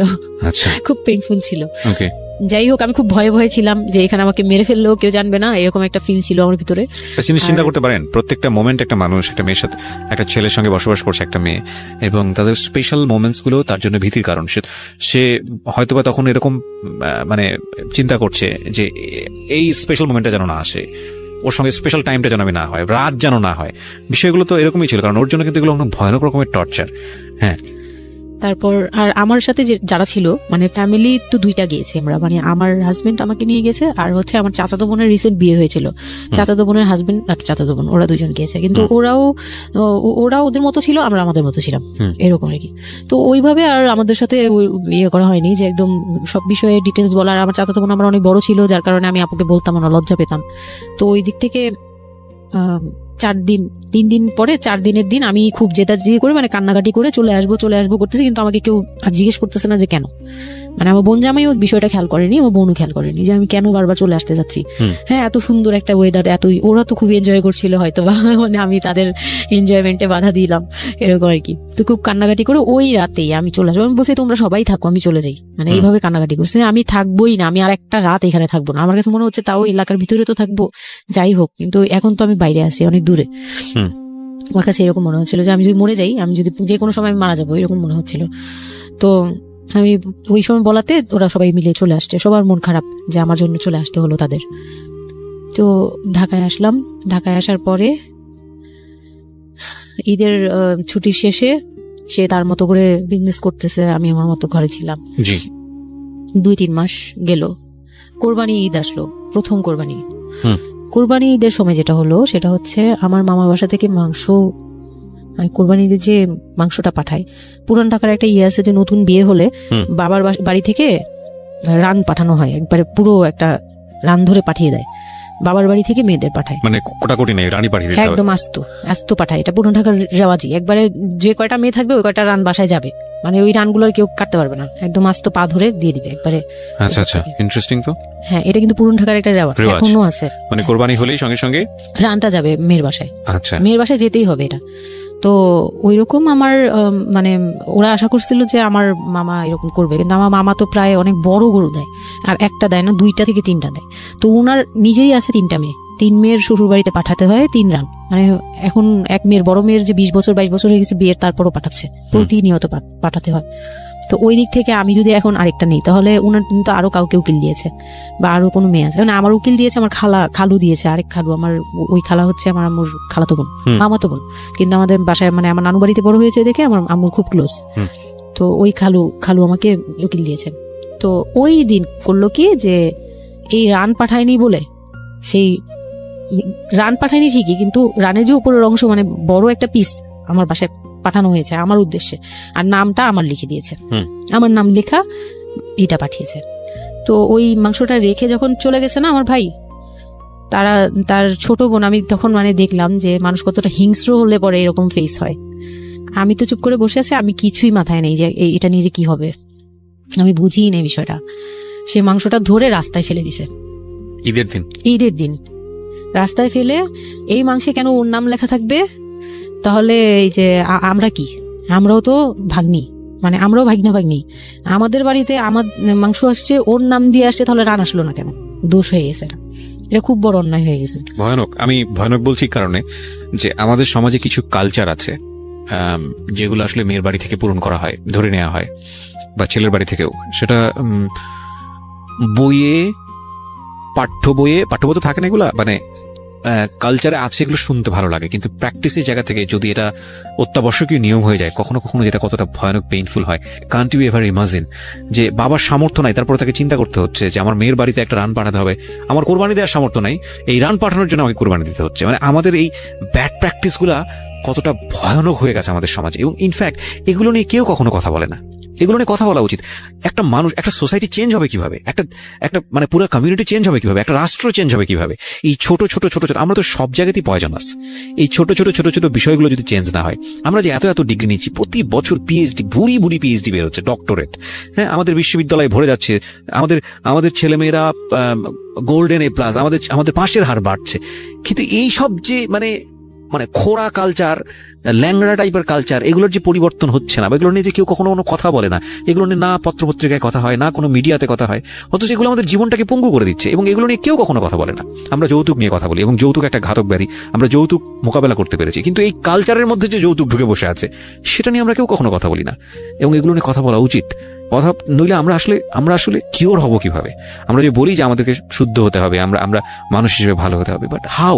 আমাদের তো রন্ধ্রে প্রবলেম। সো প্রবলেমটাকে প্রবলেম বলা উচিত, অ্যাটলিস্ট কাউকে না কাউকে তো স্পিক আউট করতে হবে, এবং স্পিক আউট করলে তাহলে এই প্রবলেমগুলো সামনে আসবে, এবং সামনে আসলে এগুলো নিয়ে কিওর নিয়েও মানুষ কথাবার্তা বলবে। আমি তো জীবনে কোনোদিন শুনিও নাই, আমি জানি না পুরান ঢাকার এই কালচার যে মেয়ের বাড়িতে রান পাঠাতে হয়, এটা এখনো আছে, এবং এটা নিয়ে মোটামুটি মারামারি বাঁধার মতো অবস্থা। হ্যাঁ, এটা নিয়ে মানে এটা কোনো ভাবেই মিস করা যাবে না, এরকম অবস্থা। তো আমার বাসায় কিন্তু রান আসছে, আমার বাসায় পরে রান আসছে। ওইটা ছিল ঈদের দিন। হ্যাঁ, ঈদের দিন তারা আমাকে খুব খুব ব্যাডলি কথা শুনাইছে আমাকে সামনে বসিয়ে রেখে, মানে 4-5 ভাই বোন একসাথে বসে যেরকম মিটিং, মনে হয় আমি অনেক বড় একটা পাপ করে ফেলছি তার ভাইয়ের কাছে বিয়ে হয়ে। আমার পাপ হয়েছে যে আমি নাকি তার ভাইকে কিভাবে ভুলিয়ে ভালিয়ে, আমি তখন ভুলাবো কি, আমার তো ভালানোর প্রশ্নই আসে না। আমি তখন মনে মনে মানে হাসিও পাচ্ছে, আমি অবাক হচ্ছি যে এগুলো কি বলতেছে, আমি নাকি তাদের ভাইকে হাত করেছি, এই টাইপের কি কি কথা বলতে, মানে আমি এখন বলতে পারবো না বুঝিয়ে। তো এগুলো বলছে, তো আমার কাছে খুব মনে হচ্ছে যে আমি কান্না করতেছি, খুব কান্না করছিলাম। তো কান্না টান্না করার পরে আমার যে হাজবেন্ড ছিল সে কেমন একটা লোক, যে সে এটাও বললো না যে মাংসটা তুলে নিয়ে আসি, এটা তো একটা মানে বলতে গেলে কোরবানি দেওয়া হয়। বাই দ্য ওয়ে, আপনার শ্বশুর বেঁচে ছিল না? না, আমার শ্বশুর শাশুড়ি দুজনই মারা গিয়েছে। তার মানে ওই পরিবারের মূল হর্তাকর্তা হচ্ছে আপনার হাজবেন্ডই। হ্যাঁ। আচ্ছা। তো তখন সে ওই মাংসটা নিয়ে আসলো না, ভাই বোন ফেলে দিচ্ছে, সেও তাদের সাথে তাল মিলাচ্ছে, কিন্তু আবার আমাকে সরাসরি কিছু বলছে না। কারণ পুরান ঢাকায় তো কুকুর টুকুরের অভাব নেই রাস্তাঘাটে, আমি যেটা দেখি। না, ওইগুলির ভিতরে নাই, ছিল না, ওইগুলিতে ছিল না, থাকলে হয়তো। আর এগুলো করলে তো আপনাদের যে কালচারটা, সেটা হচ্ছে পুরান ঢাকায় একটা জিনিস খুব ভালো লাগে, একটা ফ্যামিলির খবর একটা ফ্যামিলি জানে, যে এই ফ্যামিলি পরিবারে কি হচ্ছে, এই পরিবারে কি হচ্ছে। আশপাশে তো খুব মানে ওরা তো খুব লাগানো বাড়ি ঘর, তো সবাই শুনে, এক দেয়াল দুই বাড়ি। তার মানে এগুলো কত কানাঘুষা তো হচ্ছিল নিশ্চয়ই। পুরো এলাকা, আমি যে কি পরিমাণ মানে লজ্জা, মানে অনুতাপ আমাকে মানে এমন বানিয়ে ফেলছে যে আমি ওই বাড়িতে শুধু ক্লাস 9-এ পড়ুয়া একটা মেয়ে, যেখানে তার মানে রঙিন স্বপ্ন নিয়ে ডানা মেলে বাঁচার কথা, এবং ঢাকাতে বড় হয় একটা মেয়ে। ক্যান ইউ এভার ইমাজিন সেই মেয়েটার ঈদের সময় আমরা সাধারণত দেখি যে সকালে একটা ড্রেস পরবে, দুপুরে একটা পরবে, রাতে একটা পরবে, বান্ধবীদের সঙ্গে ঘুরে বেড়াবে, এবং মানে পাংখা যেটাকে বলে ওইরকম একটা এজ। সেই সময়টাতে তার মাংস নিয়ে টানাটানি শুরু হয়েছে, এবং তার বাড়িতে মাংস আসলো কিনা সেটা নিয়ে টানাটানি শুরু হয়েছে, এবং সে মহল্লায় বেরোতে পারছে না নিজের মুখ, এবং এভরি নাইট তার উপর ফিজিক্যাল টর্চার। এবং ক্যান ইউ এভার ইমাজিন যে আমাদের সমাজে মেয়েরা, নারীরা কতটা সহ্য করে? কেউ সুবিধাভোগী অফকোর্স, কিন্তু ম্যাক্সিমাম ফেসটাই হয়তো বা এরকম। এবং এই জন্য নারী নির্যাতন বলে যে শব্দটা না, আসলে এটার যে ব্যাপ্তি, মানে এটার যে কতটা ভায়োলেটিভ হতে পারে, এটার ভেতরে না ঢুকলে আসলে বোঝা যায় না। তারপর কি হলো? তারপর ওই দিন গেল, ওই মাংসটা আমার ওই যে মেঝো দেবর, যে উনি আবার একটু অন্যরকম ছিল, উনি পড়ালেখা করেনি, উনি খুব রাফলি কথা বলতো, উনি জুতার ব্যবসা করতো। তো এমনিতে মেন্টালিটির দিক থেকে বলতে গেলে অনেকে থাকে না যে পড়ালেখা না করেও শিক্ষিত, অনেকে এরকম থাকে, কিন্তু মানে সে পুরোপুরি মানে শুদ্ধ ভাষায় কথা বলতে পারে না, যে একটা লোক মানে খুব ঢাকাইয়া ভাষায় পুরোপুরি গালাগালি বলতে গেলে, প্রত্যেকটা কথার আগে পিছনে একটা করে গালি থাকে এরকম। কিন্তু তারপরেও না তার মেন্টালিটি আমার ভালো লাগতো। ইভেন নাও আমি এখনো চিন্তা করি যে আমার ওই ভাইয়া অনেক ভালো, হ্যাঁ, ওই দিক থেকে। তো উনি এসে এরকম দেখে বাসায় মাংসটা নিয়ে এসে রেখে তারপর খুব গালাগালি করে, খুব বাজে ভাবে ভাই বোনদের বললো যে তোরা আসলে মানুষই না, তোরা মানুষ হইলে এই ধরনের এই সিচুয়েশনটা ক্রিয়েট করতি না। মানে উনি উনার মতো করে বলছে গালাগালি করে, যে এইরকম মানুষ করে, তোরা কি ছোট লোক, জীবনে কি কখনো এগুলি দেখোস নাই, বা এগুলো কি কখনো খাস নাই, বা এখনো কি পাস না, এইরকম করার কি আছে, ওর বাসা থেকে আসলে খাবি, এরকম মানে এইভাবে খুব বাজে 2-4টা কথা বলছে। তারপর তারা গিয়ে ঠান্ডা হয়েছে, আর আমার বলতেছে তুমি এখানে বসে বসে ওদের দৃশ্য দেখতেছো কেন, তুমি উপরে যাও। তখন তার বউর আবার একটু জেলাস হলো যে আমার প্রতি তার কেন আদর, মানে ওই দিক থেকে আবার মানে ওইটা ওইভাবে দেখলো না যে ভাই হিসেবে বোনকে সেভ করলো, এরকম না। আমি কিন্তু এইভাবে নিয়েছি যে মনে হচ্ছিল যে আমার বড় ভাই, এটা ওদের ভাই না, আমারই বড় ভাই, আমাকে সেভ করলো। আমার কাছে এত ভালো লাগছে, আমি কিছু হলেই বলতাম ভাইয়ারে, যে বলতাম ভাইয়া দেখেন না আমার সাথে এটা বলতেছে, সাথে নেমে এই কে ওরে গালাগালি করছে, উনি তো গালাগালি শুরু করে দেয়, আর উনারে সবাই ভয় পেত। মানে আমার হাজবেন্ড ভাই বোনের সাথে তাল মিলাতো, আর উনি ছিল একটু ডিফারেন্ট। কিছু হলেই উনি বাসায় আসার অপেক্ষায় থাকতাম, উনি আসলে উনারে বলবো, একদম সিঁড়ি দিয়ে ওঠার সময় নামার সময়, ভাইয়া আজকে আমার না এটা বলছে, এই সাথে ভালো হলে, মানে উনি মোটামুটি আমাকে সেফ রাখতো। আর ছোট যে দেবরটা ছিল, ও হচ্ছে একদম কোনো কথাই বলে না, চুপচাপ, ইয়েস নো কিছুই বলে না, চুপচাপ। সে আবার ছিল স্কুল টিচার, ওই পুরো ফ্যামিলিতে ওই এডুকেটেড ছিল, মাস্টার্স কমপ্লিট করা। ও একটা খুব ভালো সাইড বেছে নিয়েছে, কথা বলে এখানে লাভ হবে না। হ্যাঁ, সে একদম চুপ, নিরপেক্ষ। কারণ তাদের সাথে বলতে গেলে ভাই বোনের সাথে দ্বন্দ্ব হবে, আমার সাপোর্টে যেতে গেলে একটা বাজে কিছু ক্রিয়েট হবে, আবার আমাকে বকা দিতে গেলে এটা অন্যায় হবে, সে ওটা বুঝতো। মানে আমি যা সবকিছু মিলে যেটা দেখলাম যে এটার জন্যই সে চুপচাপ থাকতো। তো মানে উকিল মা যে ছিলেন আমার খালা, উনি কোরবানি দিয়ে পরের দিন রান পাঠাইছে। পরে এই রান পাঠানোর পরে আমার ওই যে মেজো দেবর যে ছিলেন, তিনি তো আরেকটা দিল, মানে আরেক ধোলাই দিল সবাইকে, যে ছোট লোক, এখন বল যে ও বাসায় ফোন করে বলছে বা বাসায় গেছে, ও তো কালকে থেকে বাসায় যায়নি, ওর হাত তো ফোনও নাই, ফোন নিলে তোদের কাছ থেকে তো নিতে হবে, তখন আমার হাতে ফোন নেই, তো ও তো বাসায়ও যায়নি, এখন বল যে এটা ও বলছে তারপর পাঠাইছে, তোরা এত ছোট লোক কেন, মানে ভাই বোনরাই বলতেছে। তো ওরা তো আর কিছু এটা পাঠানো তো এটা উচিতই, এটা ওদের উচিত, এই সেই এটা না, মানে সে তারা তারপরে ছোট হচ্ছে না, তারা মনে করতেছে এটাই করা উচিত ছিল, এটা না করলে আরেকটার কথা শুনাইতাম, এরকম বলতেছে উল্টা। তো এইগুলো করার পরে আমিও আর এগুলা মাথা থেকে ফেলে দিলাম, ভাইয়াও বলে টলে চলে গেল। আর আমার হাজবেন্ড যে ছিল সেও খুব খুশি, সে মানে আমার বাসা থেকে পাঠাইছে এই সেই। তো বিয়ের 4 মাস পরে মেইন পার্ট যেটা, যে আমি কনসেপ্ট করি, তখন আমি বুঝতে পারি না কনসেপ্ট করার 13-14 বছর বয়সে। হ্যাঁ, তখন আমি স্কুল যাতায়াত করতাম, রেগুলার না। আচ্ছা, মাঝে মাঝে রেগুলার মানে মাঝে মাঝে বলতে আমি চাচ্ছিলাম কি পড়াটা রানিং থাকুক, এক্সাম গুলো দিব আর বাসায় থাকবো। আর বাসা থেকে যখন স্কুল ড্রেস পরে বেরোতাম আমাকে সবাই মিলে কি যে বলতো, মানে বলার মতো না, এগুলো অকথ্য ভাষা বলতে গেলে, যে মানে নোংরা কথা বলতো। তো যাই হোক, ওগুলো আমি কানেও নিতাম না, আমি বলতাম না আমি স্কুলে যাব।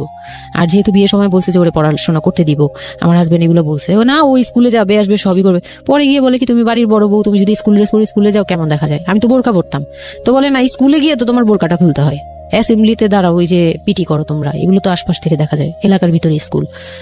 আমার অসম্মান, এটা তার অসম্মান। উনি পড়াশোনা করেছেন আপনার হাজবেন্ড? না, উনি ক্লাস 5 পর্যন্ত পড়ে আর পড়াশোনা করেন। রাইট, ওনার জন্য অসম্মানই হবে এটা। আমি ক্লাস 5 পড়ুয়া যারা আছেন বাংলাদেশ, তাদের সবার প্রতি রেসপেক্ট রেখে বলছি, ক্লাস 5 না, এনার ডিগ্রি পাস করা এরকম অনার্স মাস্টার্স পড়ুয়া এরকম অনেক ছেলে মেয়ে আছেন যারা এই ধরনের মানে আজগুবি ল্যাংরা টাইপ যুক্তি দিয়ে জীবনটাকে চালান। তাদের জন্য এটা আসলে অযৌক্তিক হবে, কিছু করার নাই। হ্যাঁ, তো আমি তখন চিন্তা করছি যে আমি স্কুলে যাব, তো মাঝে মাঝে করতাম কি একটু করেই মানে ম্যানেজ করে যাওয়ার চেষ্টা করতাম। বিষয়টা যদি এরকম হতে ধরেন, আমি জানি না, প্রথমত যেটা ঠিকই হয়নি, মানে কোনো কিছু ঠিক হয়নি, শুনছি আর মেজাজ খারাপ হচ্ছে আসলে, মানে কোনো কিছুই ঠিক হয়নি। তারপরেও যদি খারাপের মধ্যে ভালোটা চিন্তা করি, যে ঠিক আছে এত কিছু, একটা মানুষের এত খারাপ, একটা দিক তো ভালো থাকতে পারে না, ওর ওয়াইফকে সে সাথে করে নিয়ে, ঠিক আছে তোমার স্কুলে চলো, আমি তোমাকে পৌঁছে দিয়ে আসি, স্কুলে পৌঁছে দিয়ে আসলো, স্কুল থেকে নিয়ে আসলো। কিছু জিনিস হয়তো ওনার আত্মসম্মানে লাগবে, যেহেতু উনি বেশি দূর পর্যন্ত লেখাপড়া করেনি, উনি অনেক কালচারের সাথে অবস্থা না, এতটুকু হলেও তো ওর নিজের মনটাকে বুঝতে দিতে পারতো যে না, আমার হাজবেন্ড আমাকে কেয়ার করে। মানে স্টুপিডিটির আর কি, মানে লিমিটলেস স্টুপিডিটি যাকে বলে। তুমি অ্যাসেম্বলিতে দাঁড়াবে, সেখানে তোমার লেখাপড়া বন্ধ, বদমাইশ। তারপর স্কুল বন্ধ করে দিল না, তখন আমি কনসেপ্ট করি, আমি বুঝতে পারিনি, আমার তখন টেস্ট পরীক্ষা চলছে স্কুলে। তো পরীক্ষা দিতে দিতে আমার মানে শারীরিক পরিবর্তন খেয়াল করলাম, যে আমার বমি লাগতেছে খুব, মানে বইয়ের দিকে তাকাতে পারছি না, খাতার দিকে তাকাতে মানে মাথা কেমন করতেছে। তখন ক্লাস 9-এ। তখন আপনি জানেন আপনি কনসেপ্ট করেছেন না, তখনও মানে এইটার সিমটম ফার্স্ট। তো এইরকম হওয়ার পরে রাতে 11:30-12টার দিকে আমি না খুব গড়াগড়ি করে কান্না করতেছি, জোরে জোরে, মানে খুব গড়াগড়ি করে জোরে জোরে কান্না করতেছে। আমি আমার মাথায় নাই যে কে শুনতেছে কে না শুনতেছে এরকম।